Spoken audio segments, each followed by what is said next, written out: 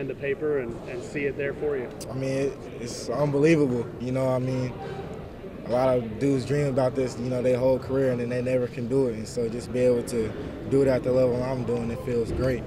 You know, just being able to put on for, you know, my mom and my little brother, my grandma's here. You know, it just shows that, you know, in a system like North Meck, you know, just trusting the process, putting your head down, putting the work in, it's all gonna pay off. You know, like a lot of dudes, you know, kind of, you know, if they play JV, they really don't want to, they leave, or they have a bad year, they leave. But, you know, just a school like this is going to always push you to be the best version of yourself, always going to challenge you to always get through the hard times, you know what I'm saying? I feel like that's what's going to prepare me for the next level. And you're going to Duke. I mean, there's only one, and you're going to Duke. They take a couple guys each year. Yeah. How rewarding is that? It's rewarding, you know, when you just, again, like what Coach said, like it's a lot of hours that a lot of dudes don't see. And sometimes you feel like you know, it's all for nothing. You know, like you go out there, you might have a bad game, have a bad price, and it's like, you know, I put in all this work for what? But then it's like, this is what it's for, you know, to be able to sign this paper. When did you first meet Coach Shire, and what did he impress upon you? I first met, that's a tough one. You know, my memory's bad. He came last year at I think the Rocky River game. Okay. He came to a game. Because you took a visit last year. Right? Yeah. That's when you went to camp. Yeah, I mean, but the impression was just, you know, obviously they don't recruit a lot of guys, so I was taking it, you know, I was honored, you know, to be even in the conversation. He was just like, you know, he likes how I play, you know. I'm the type of player that, you know, a lot of coaches will have, but he was just explaining how I fit the Duke system, and I felt like what he was saying was correlating with what I wanted to do. And, you know, my goal is the NBA. You know what I'm saying? Their goal is to put championships on that board. And so I feel like we come into a common ground. I would think on that also, not that was for me, Coach Shire always has trusted and wanted Isaiah to be Isaiah. You know, Isaiah is an emotional, he plays with a lot of passion, and Coach Shire always is like, we want you to be you, Isaiah. And that made an impression on Isaiah and his family, because you're not wanting to have to fit into a box. And they know that the ebbs and flows, but they like the passion that he plays with the game. Isaiah, we talked earlier this year about, you know, just your gut feeling and you making that decision. What is it about that just really stands out that makes you feel like that's going to be your home for a minute? I mean, yeah, like when it comes to a gut feeling, you know, sometimes you really can't put it in words. You know, you got to feel it in your spirit that this coach is going to do what he's telling you. You know, you got to really trust him that he wants me to play like how I'm playing. You know, a lot of times some coaches sell you a dream. I didn't feel like he was doing it. I feel like he was being sincere and honest, and I trusted him. Growing up in North Carolina, there is UNC and Duke, but with Duke, there's the brotherhood that they talk about all the time. Right. How excited, you know, are you to go from this family to another family that's going to welcome you with open arms? I'm excited. I'm super excited. I can't wait. You know, just being in a family, period, is something that I was willing to do. You know, I didn't want to go into a situation where I just kind of felt isolated. You know, like I want to go somewhere where it was like here, like, you know, the coach says all the time, like, this was the brotherhood before Duke, you know what I'm saying? So I wanted to go into something feeling more comfortable than other colleges, and I felt like that's where I'm going to be at. Isaiah, you mentioned when you were talking to everybody that, you know, maybe that you had moments that weren't easy, that maybe you doubted yourself. How do you go from that to where you are right now? What did it take?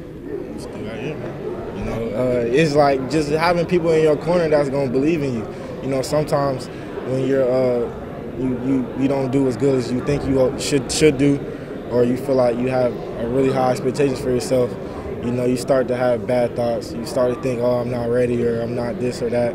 And then you just have people in your corner like, nah, man, you'll be all right. You know what I'm saying? We'll just get back in this lab, work on this, tweak this, and then I was back at it. It's always, go ahead. To know that you are one of just a handful of people across the country that Duke has come out to recruit and that they have had their eye on you, how surreal is that still, just that all of your hard work paid off? I mean, it doesn't really hit you until later. You know, I don't, like, when you sit in your bed still like, wow, like, it's about, I don't know, 100,000 basketball players in the world. not in the world, in the nation, and I'm one of the top 1%. Going to one of the top prestigious schools. I really you just can't believe it sometimes. But that just goes to show, like, when you putting in serious hours, it pays off eventually. As a kid from North Carolina, you're going to get to now playing one of the biggest rivalries in sports, period. When you think about that, what goes through your mind? I mean, I actually think about, the Chambers game. Like, I live for environments like that. I love the rivalries. I love the overhyped crowds. I love the trash talk. Like, I live for that stuff. That's how I play, and so I'm all for it, that game is circled on my calendar already. Coach Lewis, what makes you proudest of Isaiah? Well, I mean, the one thing I said it before, is his work ethic. A lot of people do not understand the work. I can remember in 9th grade, he would come up here at 5:30 working out before school. And everybody says that, but I don't know that everybody's doing it. But he was coming up here, and then when he got his license, he was going over to other places. He would get up, and he has a work ethic. And if I told him I was going to pick him up at 5 o'clock tomorrow morning, he'd be like, okay, let's roll. He's hungry. He's always played with a little bit of chip, which all the great ones do have. People were ranked higher than him earlier, or a little so-and-so was better, and so he has thrived off that, and it pushes him. And I'm sure that will carry on into college, but he's a great teammate. That's what people might not understand about him. He wants to win, and he's a great teammate. He's a great guy. He's so good to those guys. Like, he's begging them to shoot the ball and be a part of it. It's the culture. He's bought into our culture, and it permeates through our team because he's our leader. He alluded to it, that he lives for those games that you guys talked about. I mean, regardless of the skill level, when you see a kid that operates like that in that environment, what do you think? How much of that do you think is what Duke really liked about it? Well, no, that's what they said. They saw a couple of those games, but, when it's game time, he's wired. And I think he's a good practice player, but, like, when he gets into the game, he's wired, he's ready to roll, and the bigger the moment. There's a couple games last year, people talk about it. He was okay, and the crowd started going at him. Mistake. He takes it to another level, which is a good thing. But I know the big games, he's ready to roll, and you never know what will happen at Duke. It might be 1 year, it might be 2 years, but talent is going to take over eventually, and we know he's a type A. He's an alpha when it comes to wanting to be a killer on the basketball court, and that's what you got to have. Awesome. Thank you. How excited are you for the first game in Cameron? Again, I cannot wait. You know what I'm saying? I'm going to give everything I got that first game. We know when Duke got him. Last year when they played Ohio State and he went on that visit and they had him in the crowd, and I was like, you can't experience anything else like that. I was sitting out at a restaurant with my wife. We were eating, and all of a sudden you look up and Isaiah's leading the chants in the crowd, and I was like, oh, done deal. Not really, but that was a pretty big deal that night also. So proud of this guy. Nah, I knew it was over with. I think they came in the second round playoffs. We played West Cabarrus. Yes. And then I was warming up. It was on this side, and I seen Coach Shire and what's his name walked in, and the Coach Jefferson.